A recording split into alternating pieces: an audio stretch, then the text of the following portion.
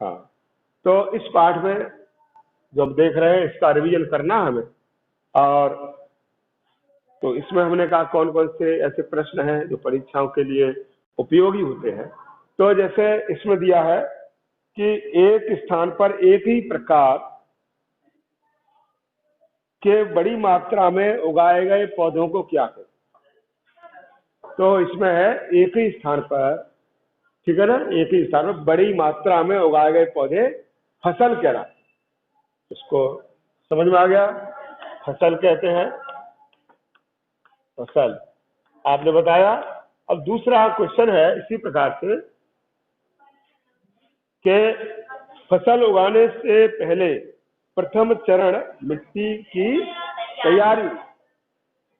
हाँ, अब आप मत बोलिए, इसको कहते हैं मिट्टी की तैयारी। तैयारी होती है, ये दूसरा खंड है इसका।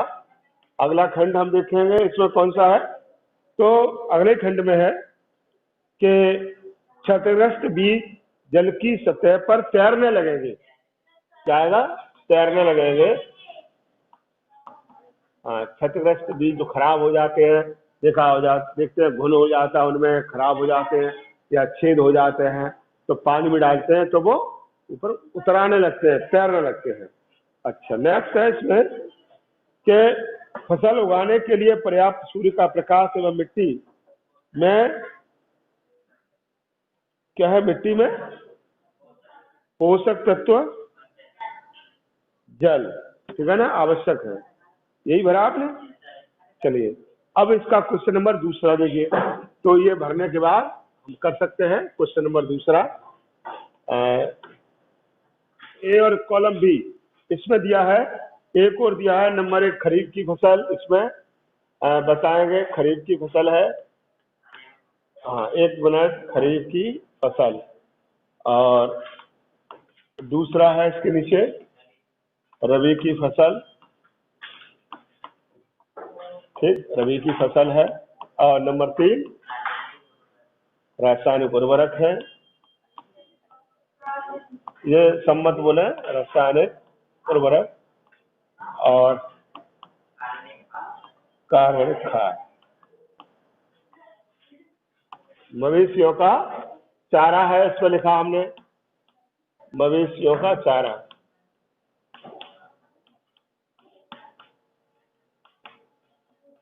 मवेशियों का चारा है। फिर कौन सा है? यूरिया एवं सुपर फास्फेट। यूरिया एवं सुपर फास्फेट, सुपर फास्फेट, ठीक है ना।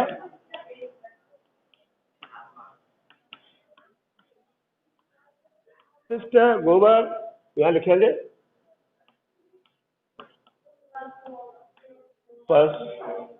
अपशिष्ट गोबर मूत्र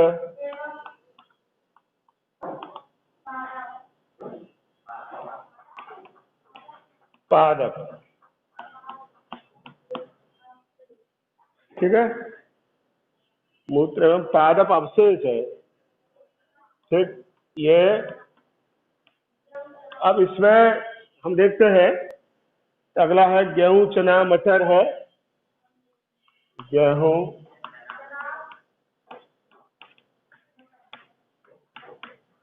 और एक और है 5वां धान एवं मक्का। देखिए, ये धान एवं मक्का है। ठीक, अब हमने कहा इसको कैसे हल करें। पेपर में आते हैं कुछ क्वेश्चन जोड़े मिलाने वाले आते हैं। अब जोड़े मिलाइए, इस तरह का प्रश्न आता है। तो इसमें देखें कॉलम ए और कॉलम बी है। तो इधर हमने लिखा खरीफ की फसल है, रबी की फसल है, रासायनिक उर्वरक है, कार्बनिक खाद है, और इधर मवेशियों का चारा है, यूरिया एवं सुपर फास्फेट लिखा है, पशु अपशिष्ट गोबर मूत्र एवं पादप अपशिष्ट लिखा है, गेहूं चना मटर लिखा है, और ये धान एवं मक्का। तो उनका जोड़े कौन से मिला, हमने पाठ पढ़ लिया पहले से। और इसमें देखते हैं खरीफ की फसल। अब खरीफ की फसल में जैसे धान और मक्का, ये खरीफ की फसल का उत्तर आया है निकल करके। ये हमने कहा धान और मक्का है, ये इससे ये मिलान होगा। फिर कहा रबी की फसल, ये देखिए यहाँ से ये गेहूं चना मटर, ये गेहूं चना मटर है, रबी की फसल में आया है। फिर हमने रासायनिक उर्वरक, तो रसायन यूरिया एवं सुपर फास्फेट, देखा ये उत्तर है रासायनिक उर्वरक का है। फिर कार्बनिक खाद, कार्बनिक खाद में ये पशु अपशिष्ट, गोबर, मूत्र एवं पादप अवशेष, ये हमने कहा इस तरह से। तो हमें ये प्राप्त हुए, ये उत्तर प्राप्त हुए, ये एक्स्ट्रा है। तो इस तरह से हमने कहा ये हमारा ये हल हो जाता है, और अगर हम हल करेंगे तो समझ में आ जाएगा ये हमने कौन सा उत्तर हल किया है, ये कौन सा है, कार्बनिक खाद वाला ये हो गया। तो इस तरह से हमारे समझ में आ जाता है। अगला प्रश्न देखिए, चेंज हो रहा है, ये हमने कर लिया है, आपकी समझ में आ गया होगा। अपनी कॉपी में जिनका नहीं हुआ है वो भी अपना देख सकते हैं, ठीक है। तो अगला अब इसमें क्वेश्चन है, हाँ अगला इसमें तीसरा क्वेश्चन आ रहा है कि क्या है। तो तीसरे क्वेश्चन में है, जो हमारी पुस्तक में दिया है कि निम्न के 2 उदाहरण दीजिए। अब 2 उदाहरण, जैसे खरीफ की फसल, हमने कहा यहाँ लिखा है नंबर 1 खरीफ की फसल। तो ये खरीफ की फसल है। तो खरीफ फसल में हम इसमें देखते हैं कि ऐसी बताया था, ऐसी फसलें जो जून या मतलब जुलाई से लेकर के सितंबर अक्टूबर तक होती है। अक्टूबर तक वो फसलें होती हैं। तो हमने कहा इस महीने में जैसे अक्टूबर का महीना अभी निकल के गया है, कौन कौन सी फसलें पकी होगी। तो आपने कहा मक्का हमने देखा है, तो जैसे मक्का है, धान है। अब 2 फसलें पूछिए, मक्का है, धान है, ज्वार बाजरा, ये किसमें आते हैं, ज्वार बाजरा, ये सब फसलें हैं और ये कहलाते हैं इसमें खरीफ की फसल है। कौन सी है, खरीफ की फसलें। मूंगफली भी आती है इसमें, मूंगफली है। तो हमने कहा इसके अलावा आपने देखा कि ये फसलें हैं, कुछ अरहर वगैरह होती हैं, अरहर है, मूंग है, उड़द है, ये भी फसलें होती हैं, तो लोग बो देते हैं, तो वह भी खरीफ की फसल में आ जाते हैं। ये खरीफ की फसल हो गई। दूसरा है रबी की फसल, कि रबी की फसलें 2 बताइए, और रबी की फसल में एग्जाम्पल देना है, कौन कौन से एग्जाम्पल होते हैं, तो इसको हमें बताना है। तो रबी की फसल के लिए हमने कहा ऐसी फसलें जो नवंबर से, अक्टूबर या नवंबर से लेकर के वो अप्रैल तक होती है, ठीक है ना, अप्रैल के महीने के इनके बीच में होती है। हमने कहा अक्टूबर या नवंबर से लेकर के अप्रैल तक, मार्च अप्रैल तक जो फसल होती है वो कौन सी फसलें हैं। अब आपने देखा लोग उस समय आलू बो दिया है, ठीक है, तो आलू है। आपने कहा गेहूं बोया जा रहा होगा, गेहूं है, ठीक, गेहूं, चना, मटर, ठीक, ये है चना, मटर, सरसों, ठीक, ये फसलें करते हैं, सरसों है, आलू है। तो हमने कहा ये सरसों, गेहूं, चना, मटर, सरसों, आलू, ये फसलें होती हैं। तो हमने कहा ये रबी की फसलें कहलाती हैं। कौन सी फसलें हैं, ये रबी की फसलें हैं। और हमें देखा होगा इस समय जो कल बताया था, तो इसमें हम इनको कर सकते। अब पैराग्राफ का क्वेश्चन है इसमें, तो इसमें है नंबर 1 मिट्टी तैयार करना, ठीक है, मिट्टी तैयार करना, ये प्रश्न, ये है, इस पर एक पैराग्राफ लिखना है। तो पैराग्राफ माने एक पैरा लिखना है। तो इसमें जैसे मिट्टी तैयार कैसे करते हैं, तो बताया मिट्टी तैयार करने के लिए जुताई की जाती है। और जुताई माने जुताई क्या है, इसके अंदर जुताई होती है तभी मिट्टी तैयार होगी, ठीक है ना। और जुताई, अब जुताई क्या है, हल्के होती है, कल्टीवेटर से या हमने कहा हैरो से जुताई करते हैं, ट्रैक्टर के द्वारा। पहले देसी हल का प्रयोग होता था, उसके बाद कल्टीवेटर वगैरह आए हैं। तो हमने कहा जुताई क्या है, माने मिट्टी को पोला करना, उलटना पलटना, ठीक है ना। मिट्टी को क्या करना है, मिट्टी को उलटना पलटना, उलटना और पलटना, पोला करना, पोला करना, क्या कहलाएगा, जुताई कहलाता है। इसको हम जुताई कहते हैं, ये जुताई कहलाता है कि मिट्टी को उलटना पलटना और पोला करना, ठीक है, उसके ढेले तोड़ना, ये सब क्या है, जुताई के अंतर्गत आता है, मिट्टी तैयार करने की है कि इससे मिट्टी तैयार हो जाती है। फिर अब उसमें हमने कहा ये जुताई है, अब इसके लिए बताया हम पहले देसी हल का प्रयोग होता था। अब देसी हल का प्रयोग आपने देखा कि लोग बनाते थे गांव में देसी हल। ये देसी हल जैसे एक हर एक है इस तरह से, एक इस तरह से ऐसे करके ऐसे, ठीक है ना, ऐसे करके हल होता था, इसको लोग चलाते थे। तो यहाँ पर ये तो ये हल है, तो उन्होंने देसी हल का प्रयोग करते थे और बैलों से चलाते थे। तो ये इस तरह का चित्र है देसी हल का। और फिर इसके बाद कुदाली वगैरह और ये दूसरे हल आए हैं, और हैरो है, हैरो के द्वारा ये काम करते हैं। तो हमने कहा चलिए अब इसके बाद आता है मिट्टी तैयार करने के बाद है बुवाई करना। बुवाई शब्द आया है दूसरा, बुवाई। ठीक, बुवाई जो है मतलब मिट्टी पूरी तरह तैयार हो जाए और उसमें देखते हैं कि मिट्टी तैयार होने के बाद उसमें पर्याप्त मात्रा में नमी है, तो फिर उसकी बुवाई की जाती है बीजों की। और बीजों की बुवाई हमने कहा एक तो पुराना तरीका है सीड ड्रिल के द्वारा। किसके द्वारा? Seed drill. तो सीड ड्रिल के द्वारा बुवाई करते हैं, सीड ड्रिल। और सीड ड्रिल में बताया था एक जैसे देसी तरीका पहले जो चलता था, तो उसमें क्या करते थे कि बीज डालना पड़ता था, उसमें छेद हो जाते थे, तो वो उसमें समय ज्यादा लगता है और लेबर ज्यादा लगेगी, आपको मजदूर लगाने पड़ेंगे, समय ज्यादा होगा एक एक बीज उसमें डालना गिर करके। तो अब क्या है, ट्रैक्टर के द्वारा सीड ड्रिल आते हैं, उससे जैसे आपका बड़ा रकबा है, आपने कहा 1 हेक्टेयर या 10 बीघा 5 बीघा आलू बोना है, अब 5 बीघा या 10 बीघा आलू बोएंगे तो आप आलू कैसे बो पाएंगे? नहीं बो पाएंगे। तो आलू बोने के लिए उसके द्वारा, ट्रैक्टर के द्वारा, या हमने कहा इस तरह से और जो बीज हैं फसलें बोई जाती हैं तो उनका बोने के तरीके हैं, सीड ड्रिल के द्वारा बुवाई करते हैं। ठीक है, बुआई हो गया तो सीड ड्रिल के द्वारा होती है। ठीक, फिर एक आता है इसमें, अब सीड ड्रिल में पहले लोग एक तरीका और था कि जैसे हल के साथ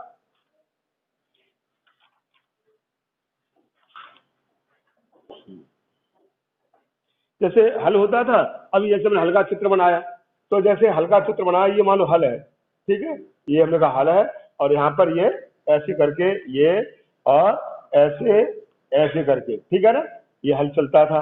अब इसके ये आदि मुठिया इसकी पकड़े चलाता था, और यहाँ पर साथ में एक ऐसा और बांध लेते हैं, गाँव में देखा हुआ है, कभी कुछ लोग गाँव में हल चलाते बैल से, तो एक ऐसी नली सी, एक नली होती थी, ये इसको ऐसा बांध दिया, जो चलता था, तो इसमें जैसे एक आदमी इसमें बीज छोड़ता जाता था, जैसे गेहूं बोना है तो वो इस तरह से यहाँ गिरता था और वो आगे बढ़ता चला जाता था, डालता था। तो ये भी एक तरीका है। लेकिन अब आदमी क्या करता है कि जैसे फैला दिया एक साथ और जुताई कर दी, खाद फैला दी, गेहूं फैला दिया, बोले हो गई बुवाई। ठीक है, 1 घंटे में पूरे खेत की बुवाई हो गई। इसमें समय ज्यादा लगता है, पुराना तरीका है। अब नए तरीके आने लगे बुवाई करने के। अब जैसे बताया आलू है, अब आलू बोएंगे, आपने आलू लिया, आपने कहा देखो हमें आलू की बुवाई करनी, तो आलू लिया आपने, आलू है उसमें ये आंख लगी हुई है, आपने कहा ये कलिका है, आंख है आलू की, इस तरह से। अब उसमें क्या है, लोग करके एक पीस करो ऐसा, इसको ऐसे काटो, फिर इसको ऐसे काट दो, तो ये मैंने कहा लो इसको हमने ऐसे काट दिया, एक ये है, तो इनके 1 2 3 4 5 पीस हो गए। अब 5 पीस हम बोएंगे, तो ये 5 पीस है, ये चित्र नहीं आ रहा है इसका, यहाँ बनाए दे रहे हैं। तो मैंने बताया ऐसे, ये मान लो आलू है और इसमें ये ऐसे आंख है, इसकी कलिकाएं होती हैं ऐसे करके, तो उनको हमने कहा काटते हैं, एक पीस ऐसे काटा, एक ऐसे काटा, ऐसे काटा, तो इसमें पीस हम एक एक करके पीस जमीन में दबाएंगे तो बहुत समय लगता है। तो अब क्या है, बोले ट्रैक्टर से वो कर देते हैं, ट्रैक्टर चलता है ना उसका, और वो क्या करता जाता है, आलू उसमें भर देते हैं पीछे, और वो जैसे बड़े ऐसे करके कूड़ जैसे हो जाते हैं, ये नाली बन जाती है, नाली सिस्टम है। अब आलू बीच में यहाँ तक गिरता जाता है, यहाँ गिरता जाता है, यहाँ गिरता जाता है, यहाँ गिरता जाता है, और बीच में नाली बन जाती है, और नाली में पानी लगाते हैं, इस हिसाब पर आलू उगाते हैं। आपने कहा देखो ये आलू के उगा, तो ये भी एक तरीका है बोने का, और इसमें समय कम लगता है। और ऐसी आलू की जब खुदाई होती है तो ऐसी खुदाई भी हो जाती है। अब वैसे खुदाई करो, लेबर लगाओ, नहीं खुद पाएंगे आलू। तो हमने कहा अब ट्रैक्टर के द्वारा खेती ज्यादा होने लगी है, ट्रैक्टर में समय कम लगता है, आदमी सोचता है कम समय में काम हो, तो ट्रैक्टर के द्वारा आलू की बुआई हो जाती है।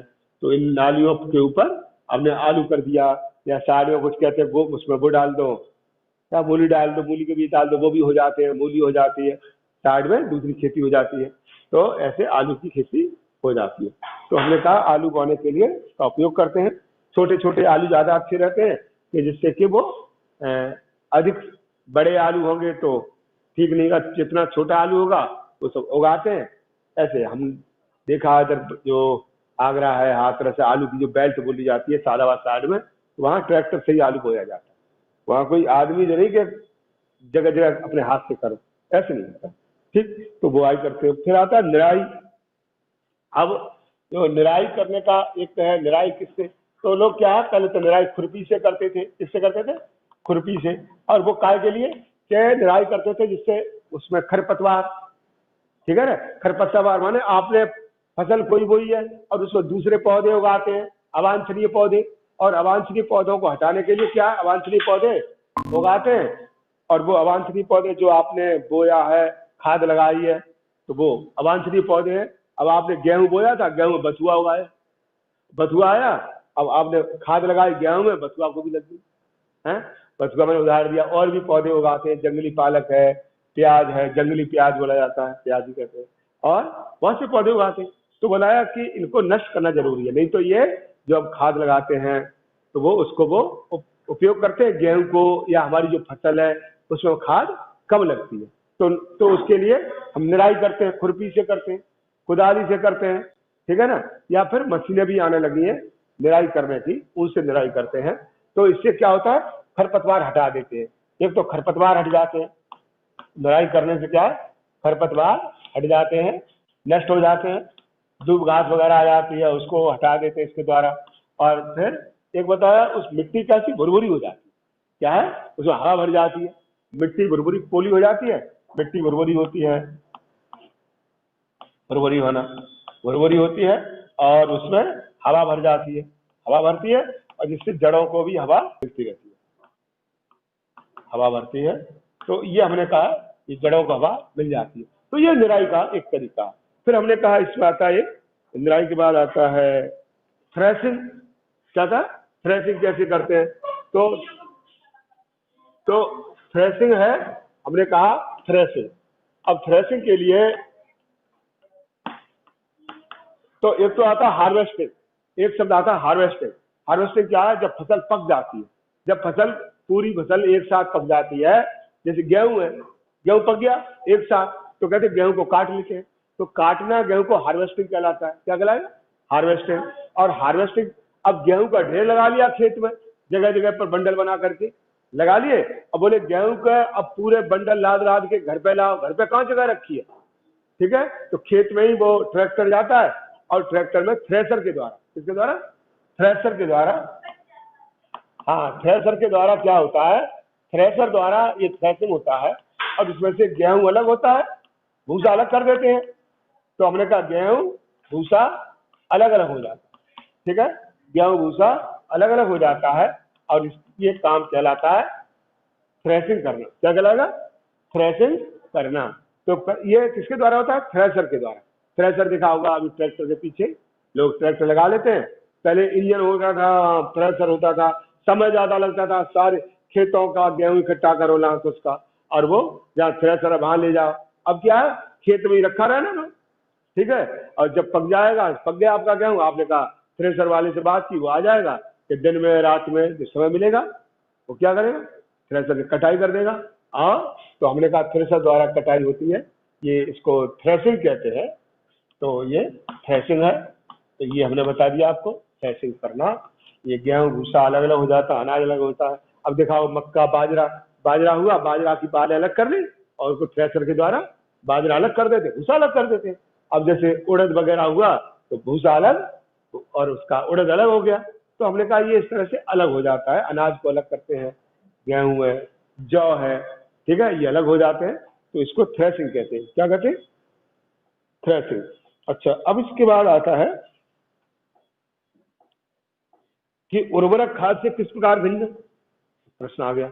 ये तो हमने कल बताया था कि ये प्रश्न है कि उर्वरक खाद से किस प्रकार भिन्न है।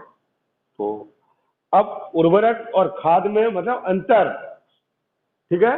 तो उर्वरक, ये प्रश्न है, उर्वरक खाद से किस प्रकार भिन्न है, किस प्रकार भिन्न है। अब हमने कहा ये भिन्न है, तो ये अंतर आपको लिखना है। तो भिन्न है, तो इसमें हमने कहा कि जैसे एक में बताया था जैसे उर्वरक है, ठीक है ना, और एक और खाद है। तो खाद, अब जैसे उर्वरक है और खाद है, इनमें अंतर क्या। तो बताया खाद है, ये कंपोस्ट खाद होती है, गोबर की खाद होती है। इसको खेतों में बनाते हैं, कहाँ बनाते हैं, खेतों में, या सड़क के किनारे लोग गड्ढे होते हैं घर के आसपास, वहां बनाते हैं। तो हमने कहा ये कहाँ, खेतों में बनाते हैं, खेतों में बनाते हैं, ठीक है। और ये कहाँ बनाएंगे, ये फैक्ट्री में, कारखाना होता है, तो कारखाने में बनाते थे, कारखाने में ये उर्वरक बनाए जाते हैं, ठीक है। वहां पर उर्वरक बनते हैं और बोरियों में भर करके, मानो पहले 50 किलो की बोरी होती थी, अब 45 किलो की बोरी आ गई, तो बोरियों भर करके उनकी बिक्री की जाती है बाजार में, दुकान पर। और ये खेत में बनाते हैं लोग, खेत में अपने फैला देते हैं, ठीक। अब हमने कहा एक तो अंतर ये हो गया।